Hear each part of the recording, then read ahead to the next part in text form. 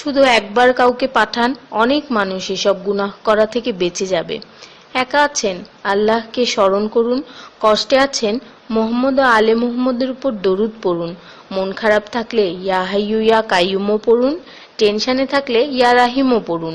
Free থাকলে মেসেজটি forward করুন, হে আল্লাহ, আমার উপর এবং তোমার নবীর উম্মতের সকল সদস্যদের উপর তোমার রহমত বর্ষণ করো, আমিন। তথ্য: আপনি কি জানেন পবিত্র কোরআন শুনলে ক্যান্সার হয় না? আর যদি ক্যান্সার সেল শরীরে থেকেও থাকে তাহলে তাও মারা যায়। দীর্ঘ সময় ধরে আল্লাহকে সেজদা দিলে জ্ঞান ও বুদ্ধিশক্তি বাড়ে। মাথা ব্যথার সমস্যা হয় না, চুল পড়া দূর হয়ে যায়। এই মেসেজটি ফরওয়ার্ড করতে শয়তান আপনাকে বাধা দিবে, কিন্তু আপনি এটা হতে দিবেন না। আর সব কন্ট্রাক্ট নাম্বারে সেন্ড করে দিন। কোরআন ও নবীর সুন্নত ও তার সম্মানিত সাহাবী এবং আহলে বাইতের অনুসরণ করুন। ক্যান্সার একটি ভয়ঙ্কর রোগ। অনেক মানুষ আছে যারা নিজেরাই এটাকে দাওয়াত দিয়ে নিয়ে আসে। ছোট অথচ সাধারণ কিছু পদক্ষেপ গ্রহণ করলেই এই রোগ থেকে বাঁচা যায়। বেশিরভাগ মানুষ খাবারের পরপরই পানি পান করে নেয়। খাবারের পর পানি পান করলে রক্তে বিদ্যমান ক্যান্সারের জীবাণু থেকে তৈরি হওয়া ক্যান্সার সেলগুলোকে অক্সিজেন সরবরাহ করে। নবী পাক সাল্লাল্লাহু আলাইহি বলেছেন, খাবারের আগে পানি পান করা শেফা। খাবারের পরপরই পানি পান করা কলেরা রোগের কারণ। তাই সর্বোত্তম হলো খাবার শেষ করার কিছুক্ষণ পর পানি পান করা।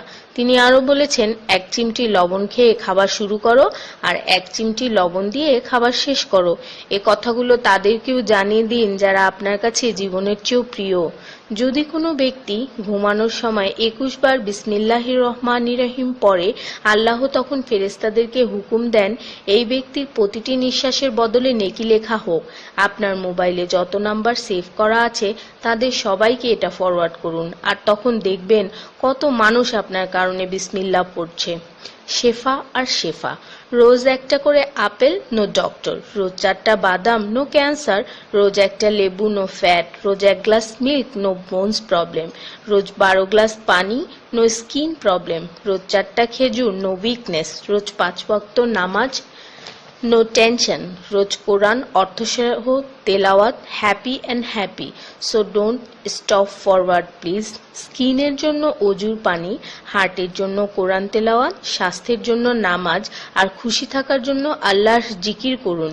জেনে রাখবেন, ভালো কথা প্রচার করা সৎকার সমতুল্য, সাথে 30 লাখ নেকি